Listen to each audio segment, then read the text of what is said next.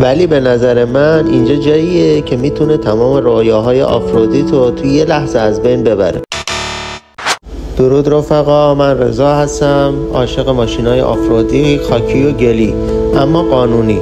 قراره توی این چنل هم بخندیم، هم یاد بگیریم، هم آفرود ببینیم. از تو هم اگر به طبیعت و آفرود علاقه داری وقت تو از دست نده و همین الان کانال ما رو سابسکرایب کن و ویدیو رو لایکش کن تا بریم سراغ دیدن ادامه ویدیو.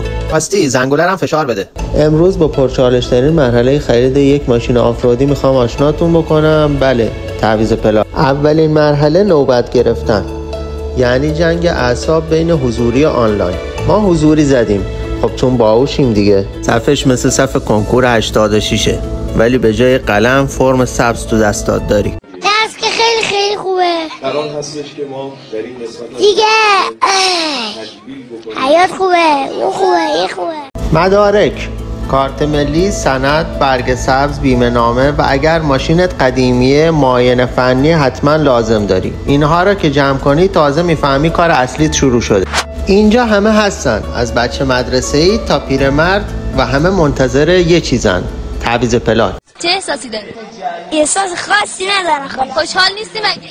نه ولی ما درس هر روز ساعت 6 صبح بیدار بریم مدرسه، چه احساس خوشحالی داشته باشی؟ حالا وقتشه، دقیقاً همون لحظه‌ای که منتظرش بودیم. ماشین رو باید بیاری وسط، زیر ذره‌بین کارشناسا. شماره شاسی، شماره موتور، سینی پلاک اتاق، حتی پیچ و مهره‌ها هم بررسی میکنن. فشار هم بالا میره مثل امتحان کنکور. رفقا این نکته رو در نظر بگیرید. اگر لوازم آفرودی سنگین روی ماشین دارید مثل پروژکتور یا باربند غیر معمول یا چیزی که باعث میشه شکل ظاهری ماشینتون متفاوت بشه، حتما قبل از تعویض پلاک اونا رو باز کنید که به مشکل نخورید.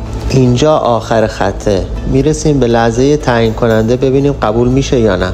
کارشناسا کاپوتو باز کردن، یه چیز خیلی عجیب دیدن: سینی اتاق نبود، یعنی جایی برای نصب پلاک نبود و این یعنی راه ما بنبست شد.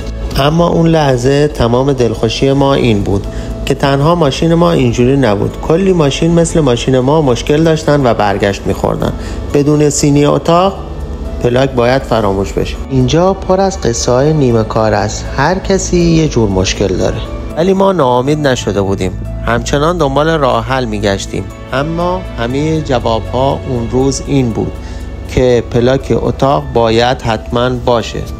این ماشینه چیه؟ این ماشین آقا صاحبش این آمبولانس اینجا بوده، آمبولانس دم بیمارستان.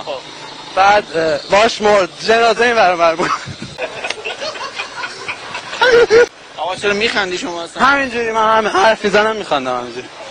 و من برای چند لحظه حس کردم توی پارکینگ فراموش شده ها هستیم. هر کی یه مشکلی داشت. یه نفر مدارک ناقص، یکی فرم پر نکرده بود و یکی هم شاسی نداشت.